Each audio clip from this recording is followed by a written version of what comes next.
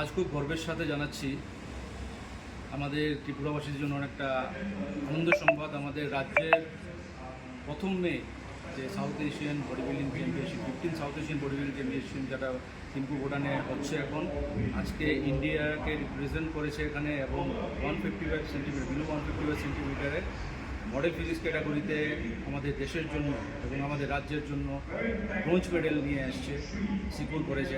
আমরা খুব গর্বিত, ত্রিপুরাবাসী হিসেবে গর্বিত। ত্রিপুরার ইতিহাসে প্রথম কোনো মেয়ে ইন্টারন্যাশনাল স্টেজে এবং south Asian body building and physics চ্যাম্পিয়নশিপে অংশগ্রহণ করেছে।